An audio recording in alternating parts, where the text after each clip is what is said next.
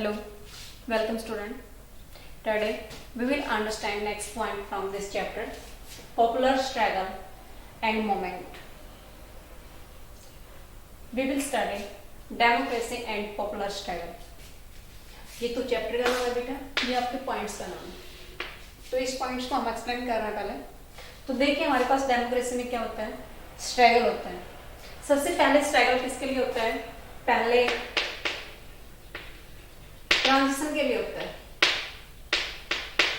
Transition का मतलब है कि दूसरे टाइप्स की जो गवर्नमेंट है उससे डेमोक्रेसी में ट्रांजिशन करना होता है.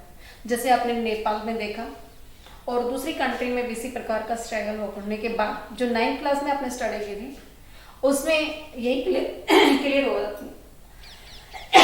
हुआ था कि हमारे पास डेमोक्रेसी कैसे आ सकती है. तो without struggle we can not get a democracy. लोगों ने स्ट्रगल किया, ट्रांजिशन हुआ, यानी कि दूसरी गवर्नमेंट से, दूसरी टाइप की गवर्नमेंट से डेमोक्रेसी आ गई. डेमोक्रेसी आने के बाद में स्ट्रगल शुरू होता है. स्ट्रगल शुरू होता है बेटा, ये स्ट्रगल किस किस में होता है, 2 पार्टीज में होता है. पार्टी बनाते हैं और उसके बाद में लोगों को मोबिलाइज करते हैं. मोबिलाइज इट मीन्स उनको अपने साथ है अट्रैक्ट करता है. ओके, नेक्स्ट है 2 पार्टीज में स्ट्रगल चलता है, 2 ग्रुप्स में स्ट्रगल चलता है. जब डेमोक्रेसी आ जाती है तो 2 ग्रुप्स में स्ट्रगल चलता है. जब एक ग्रुप्स के लिए फेवरेबल डिसीजन ले लिया जाता है तो दूसरा जो ग्रुप होता है वो उसके अपोज में खड़ा हो जाता है. It's okay. लाइक हमारे पास लेबर है, इट मीन्स वर्कर. वर्कर्स के लिए हमारी गवर्नमेंट ने कोई डिसीजन ले लिया कि इनके पास time should be properly, should be maintained या fix and salary should be fixed. जो काम का जो घंटा है वो भी फिक्स होना चाहिए और सैलरी है वो भी फिक्स होनी चाहिए. इनका एक्सप्लॉयटेशन नहीं होना चाहिए. तो इसके अगेंस्ट एक हमारे पास ग्रुप हो गया वर्कर्स ग्रुप, और जिसको आप ट्रेड यूनियन बोलते हैं. यानी कि जो वर्कर्स की जो यूनियन होती है वो ट्रेड यूनियन उसको बोला जाता है. तो ट्रेड यूनियन ने अपने अकॉर्डिंग अपने फेवरेबल कानून या डिसीजन गवर्नमेंट का हो गया. तो दूसरे हमारे पास इंडस्ट्रियलिस्ट हैं, जब काम का फिक्स इसके साथ हो जाएगा, आवर्स फिक्स हो जाएंगे, सैलरी इनकी अच्छी हो जाएगी, तो उसके बाद में इसके अगेंस्ट इंडस्ट्रियलिस्ट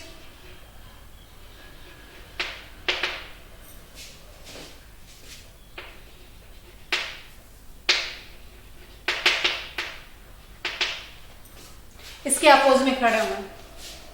किसके, वर्कर्स के. तो दोनों के फेवरेबल में डिसीजन लेने के लिए वहां पे आपस में कॉन्फ्लिक्ट होता है, स्ट्रगल होता है. जब पार्टीज में स्ट्रगल हो गया, ग्रुप्स में स्ट्रगल हो गया, और उसके बाद में नेक्स्ट स्ट्रगल होगा एक्सपेंशन का. एक्सपेंशन ऑफ ए डेमोक्रेसी, कि डेमोक्रेसी आ गई, लोगों के फेवरेबल कानून बनने लगे, अब उसका एक्सपेंशन देना है. एंड इट मीन्स पावर का शेयरिंग देना है. एक आदमी के पास पावर नहीं होनी चाहिए. पावर का यानी कि फेडरलिज्म लेके आना है, वो पावर का एक्सपेंशन हो गया. फिर स्ट्रगल चलता है किसके लिए, डीपनिंग ऑफ डेमोक्रेसी. जो चैलेंजेस के चैप्टर में आपने स्टडी की थी, तो डीपनिंग के लिए क्या होगा कि जहां वोट डालने का राइट्स वोमेन्स को नहीं मिलता है, मेंस को मिल जाता है, तो वहां पे स्ट्रगल होता है. अब दोनों को इक्वलिटी का जब राइट्स मिल जाता है तो वहां डीपनिंग ऑफ ए डेमोक्रेसी हो जाती है. थोड़ा थोड़ा उसमें इंप्रूवमेंट जब होता जाता है तो इंप्रूवमेंट का मेन रीजन क्या है, स्ट्रगल. हमारी जो स्ट्रगल है, हमारा जो मोमेंट है, वो हमारी डेमोक्रेसी को स्ट्रांग बनाने का काम करता है। लोग, पब्लिक है, उसकी काफी ओपिनियन होती है, उसकी एक्सपेक्टेशन होती है, उसके अकॉर्डिंग गवर्नमेंट काम करती है और नए डिसीजन लेके आते हैं, नए रूल रेगुलेशन इंप्लीमेंट करते हैं, उससे हमारी डेमोक्रेसी स्ट्रांग होती है। It's okay. फिर डेमोक्रेसी स्ट्रगल फिर कैसे चलता है, सेकंड पॉइंट पे हम स्टडी कर रहे हैं। जब हमारी parliament and judiciary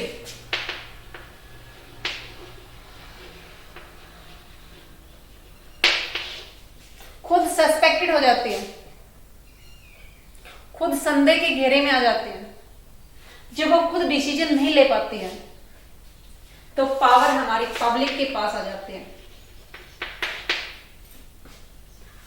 public make a new rules या impose a new rules for the favourable of a public. जब पार्लियामेंट यानी कि हमारी गवर्नमेंट खुद जो कानून नहीं बना सकती है, तो लास्ट में पावर किसके पास होती है, पब्लिक के पास होती है। It's okay. अगर हमारी पार्लियामेंट यानी कि हमारी गवर्नमेंट अभी लॉकडाउन को अनलॉक नहीं करते, तो हमारी पब्लिक लंबे टाइम तक उस सिस्टम के सपोर्ट में नहीं रहते, और कुछ टाइम के बाद में अगर गवर्नमेंट डिसीजन नहीं लेती, तो पब्लिक खुद डिसीजन लेती। किसके लिए, दोबारा से काम पे जाने के, उस सिस्टम को अनलॉक करने के लिए। अभी जो कोरोना डिजीज के कारण जो लॉकडाउन है, उस लॉकडाउन को रिमूव गवर्नमेंट कर रही है। किसके कारण, पब्लिक प्रेशर से। क्योंकि ये जो कंडीशन है, इस कंडीशन में हमारी बहुत सारी पब्लिक है वो जॉबलेस हो गई, उनकी जो लिवलीहुड के सोर्स खत्म हो गए, तो अब हमारी गवर्नमेंट को इसको अनलॉक करना ही होगा, अन्यथा अपनी public oppose their rules and regulation, और ये गवर्नमेंट कुछ भी नहीं कर पाती। It's okay. क्योंकि लास्ट में पावर किसके पास आ जाती है, पब्लिक के पास पावर आ जाती है। और थर्ड पॉइंट पे हम स्टडी करेंगे बेटा इसमें, जब डेमोक्रेसी के लिए स्ट्रगल चलता है तो कॉन्फ्लिक्ट होता है, और उसके बाद में मोबिलाइजेशन साथ साथ चलता है।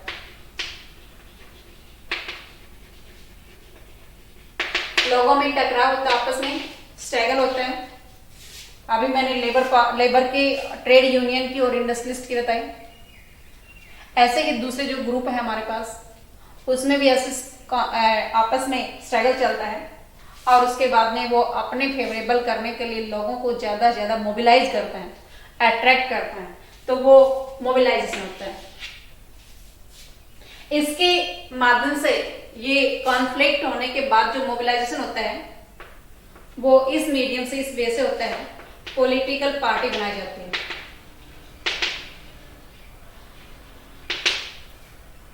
सेकंड, प्रेशर ग्रुप बनता है, और थर्ड, लोग मूवमेंट स्टार्ट करते हैं। मूवमेंट जो आपने हमारे फ्रीडम फाइटर ने किए हैं, विशेष करके हम यहाँ महात्मा गांधी का जिक्र करेंगे।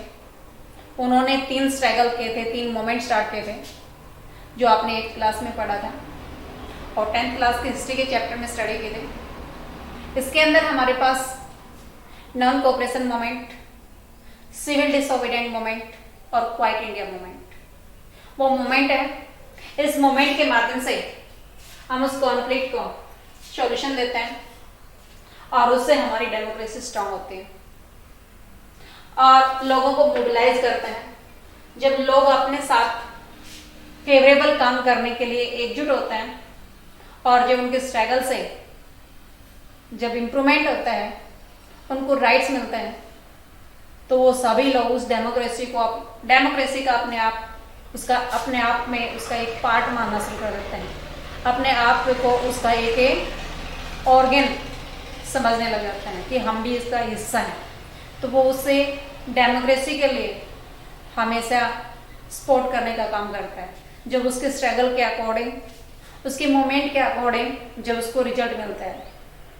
तो जब एक ग्रुप मूवमेंट करता है तो उसके फेवरेबल कानून बनता है, उसके अगेंस्ट दूसरा ग्रुप स्टार्ट हो जाता है, उसके फेवरेबल कानून बनता है।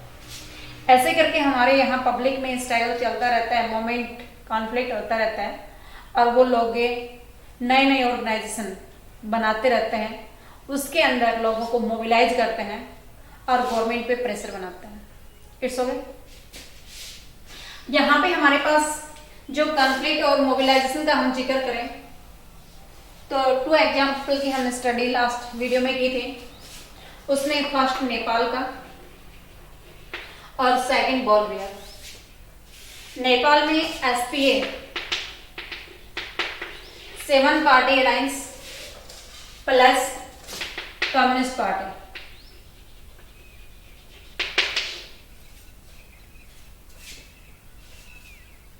with the collaborations each other, they struggle for the adopting of a democracy.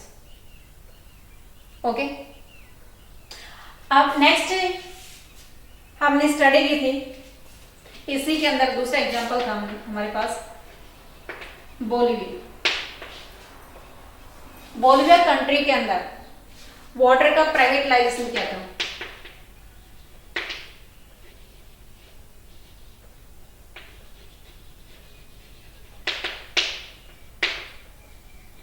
Water का प्राइवेटाइजेशन करने के बाद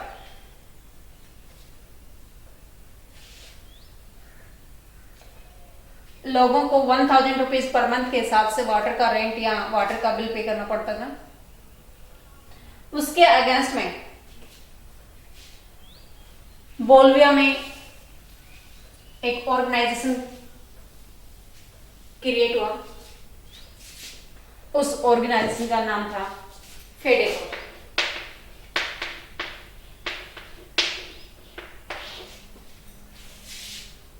इस फेडेकोर के अंदर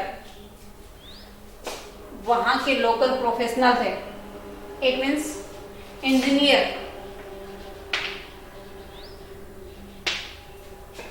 और इन्वायरमेंटलिस्ट।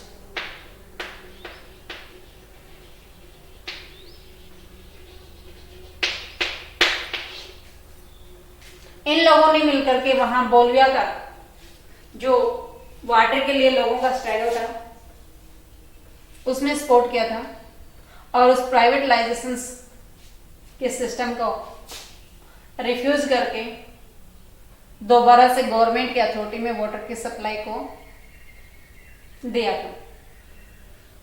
इस सिस्टम के बाद में जो फेडेकोर बना था ऑर्गेनाइजेशन, उसके बाद में वही ऑर्गेनाइजेशन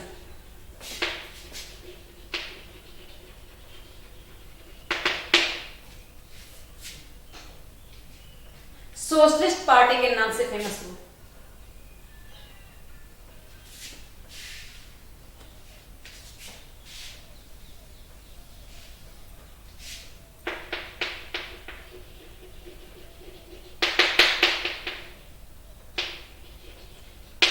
और 2006 में ये पार्टी बोलिविया के अंदर रूलिंग पार्टी में यानी कि पावर में आ गई, गवर्नमेंट बना ली। अब आप देखिए कि एक वाटर के लिए किया जाने वाला स्ट्रगल कैसे पॉलिटिकल पार्टी में चेंज हुआ, और पॉलिटिकल पार्टी के बाद में रूलिंग पार्टी में आ गया, यानी कि गवर्नमेंट बना ली इन्होंने। तो आप बताएंगे यहाँ पे कि प्रेशर ग्रुप या पब्लिक के द्वारा किया गया जो मूवमेंट है वो धीरे धीरे किस प्रकार से डेमोक्रेसी लाने के लिए काम करते हैं। It's okay. ये तो था बेटा हमारे पास democracy and a popular struggle. Next point पे हम स्टडी कर रहे हैं बेटा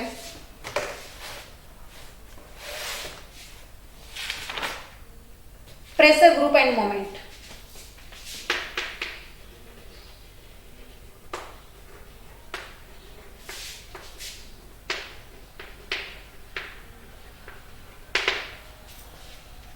तो पहले हम यहाँ पे मूवमेंट के बारे में स्टडी कर रहे हैं। देखिए मूवमेंट हमारे पास कौन कौन से हुए हैं। मूवमेंट जो अभी मैंने बताया, civil disobedient movement, non cooperation movement और क्वाइट इंडिया मूवमेंट। उसके साथ और भी बहुत सारे मूवमेंट है। ये मूवमेंट आपको याद रखना है क्योंकि एग्जाम्पल के तौर पे आपके पास ये एग्जाम में पूछा जा सकता है कि बताइए ये प्रेशर ग्रुप है या मूवमेंट है। तो ये जो मूवमेंट है इसको आप याद रखेंगे, नर्मदा बचाओ मूवमेंट। ये क्या है? जो सरदार सरोवर डैम नर्मदा नदी पे बना हुआ है उसके लिए लोगों ने स्ट्रगल किया था। वहां की जो पब्लिक थे, लोकल पब्लिक, वो नहीं चाह रहे थे कि वहां पे ये मल्टीपर्पज प्रोजेक्ट लगे। इट मीन्स डैम बने। After implementation, after introduction of dam और multipurpose project, public strike for the removing of a multipurpose project. और उस मल्टीपर्पज प्रोजेक्ट के लिए जो मूवमेंट स्टार्ट किया उसका नाम दिया गया है नर्मदा बचाओ मूवमेंट।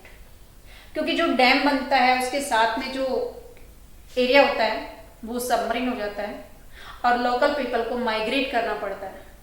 इसलिए लोकल पीपल नहीं चाह रहे थे कि वहां पे डैम बने, बट इंडस्ट्रीज के फेवरेबल उन्होंने वहां पे डैम को इम्पोज किया था। इसलिए पब्लिक ने एक मूवमेंट स्टार्ट किया जिसका नाम है नर्मदा बचाओ मूवमेंट। ओके, सेकंड मूवमेंट हमारे पास आता है बेटा movement for a right to information.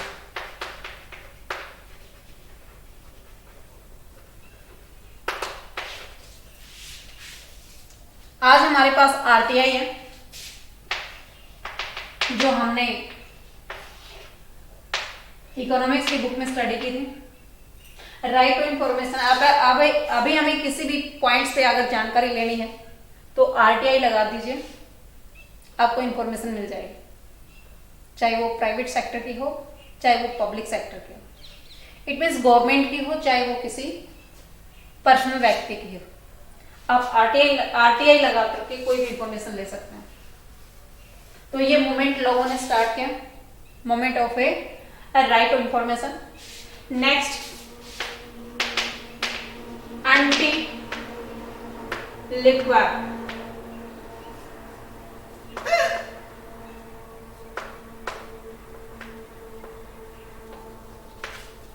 शराब के अगेंस्ट में मूवमेंट स्टार्ट किया। Fourth,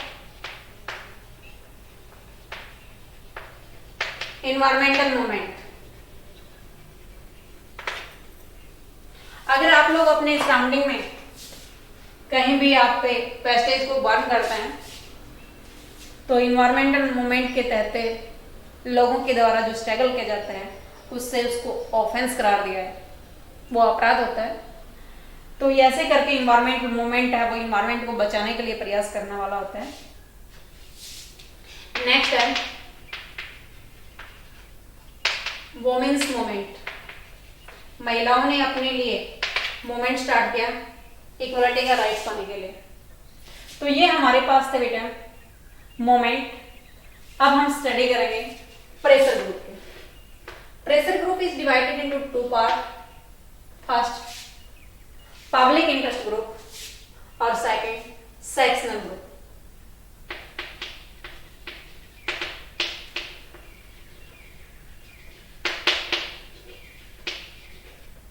second, sectional group. Public interest group, those group which efforts for the favorable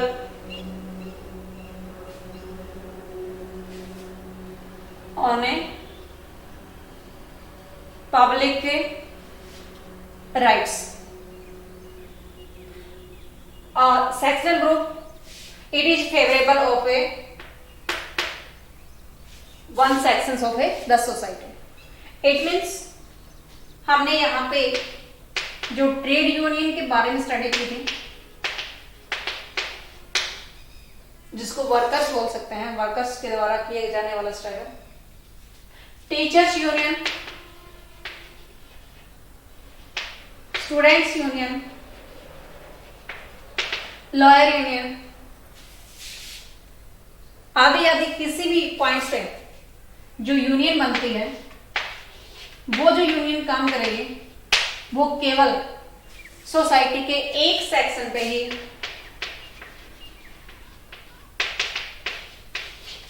ध्यान देगी, यानी कि उसके फेवरेबल कानून बनवाएगी।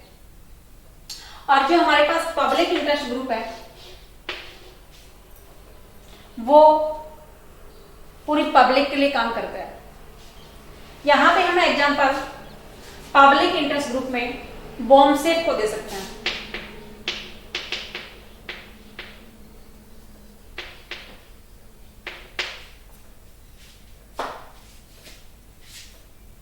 बॉम्बसेट, backward and minorities, communities, employ, federation, ये बॉम्बसेट शॉर्ट नेम है।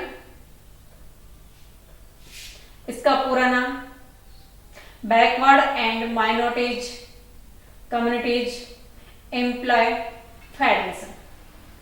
यानी कि ये जो ग्रुप है ये गवर्नमेंट एम्प्लॉय का है।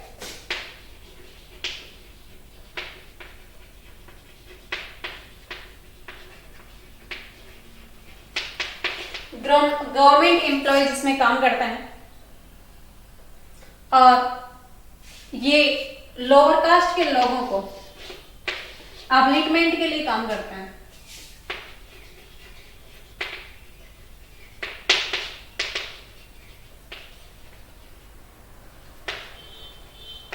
लोअर कास्ट के लोगों को ऊपर उठाने के लिए गवर्नमेंट है, ये सॉरी गवर्नमेंट नहीं, गवर्नमेंट एम्प्लॉय है बॉम्बसेट में।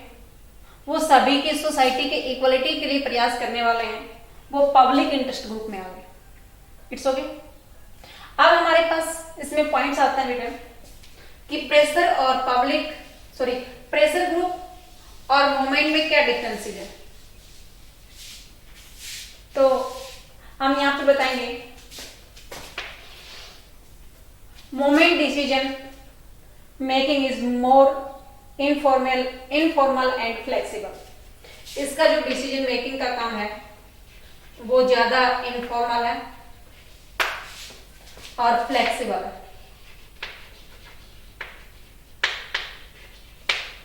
सेकंड, मूवमेंट है लूज ऑर्गेनाइजेशन।